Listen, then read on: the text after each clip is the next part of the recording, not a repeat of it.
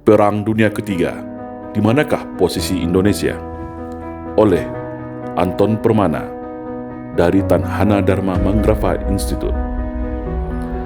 Sekarang pertama kali di dunia terjadi 4 medan pertempuran secara simultan, yaitu perang secara fisik di Suriah, Palestina, dan Libya, perang asimetris berupa trade war antara Amerika versus China, perang tarif minyak dunia antara Arab Saudi versus Rusia, dan terakhir, perang senjata kimia pandemik COVID-19 yang kita rasakan hari ini. Perang pasti membawa dampak sistemik yang parah bagi stabilitas dunia. Pertarungan perebutan hegemoni siapa yang menjadi superpower di dunia antara Amerika versus China adalah skenario utamanya.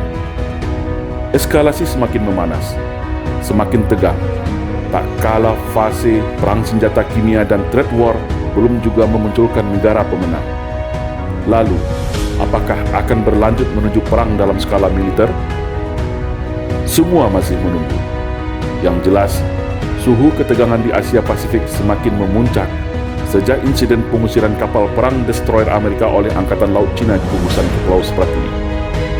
Amerika langsung meresponnya dengan menerbangkan 2 pesawat bomber supersonik B-1 Lancer yang bisa membawa hulu ledak nuklir. China juga meresponnya dengan menyiagakan penuh seluruh kemampuan armada tempurnya menghadap Pasifik. Di saat dunia frustasi oleh wabah corona COVID-19 ini, segala kemungkinan bisa saja terjadi. Walaupun secara di atas kertas, pasca Perang Dunia Kedua, Amerika tidak pernah lagi memerangi secara langsung negara-negara besar yang siap dan siaga perang. Lalu, bagaimana dan apa sikap Indonesia? Kondisi ketegangan antara Amerika dan China seharusnya kalau Indonesia jeli membaca situasi, bisa merubah ancaman ini menjadi peluang. Karena diperkirakan, Laut Cina Selatan akan menjadikan medan laga pertempuran 2 raksasa dunia, dan itu berada tepat di depan beranda Indonesia. Secara kualitas, militer Indonesia termasuk urutan ke-16 versi majalah Military Global Fire 2019. Secara jumlah penduduk Indonesia pun nomor 5 terbesar di dunia.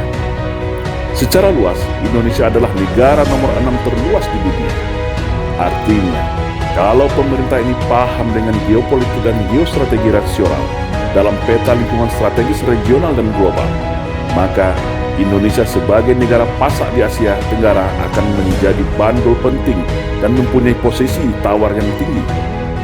Tapi, itu semua kembali kepada performance Indonesia itu sendiri di kancah dunia internasional. Jika Indonesia kuat, maka konflik ini akan membawa keuntungan. Tetapi jika Indonesia lemah, maka hal ini justru akan bisa berujung malapetaka. Indonesia bisa menjadi salah satu korban proksi poros kekuatan dunia. Lalu apa sikap Indonesia seharusnya? Dalam hubungan internasional, ada 3 pola yang bisa Indonesia pilih. Yang pertama, reposition. Kedua, rebalancing. Yang ketiga, re-bergaining. Apa maksud dari 3 hal di atas?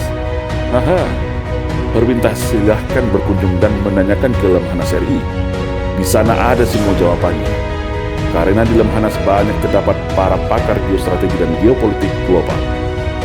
Yang paling utama adalah Indonesia jangan pasif, Indonesia jangan inferior, Indonesia jangan manut-manut pada suatu kekuatan semata.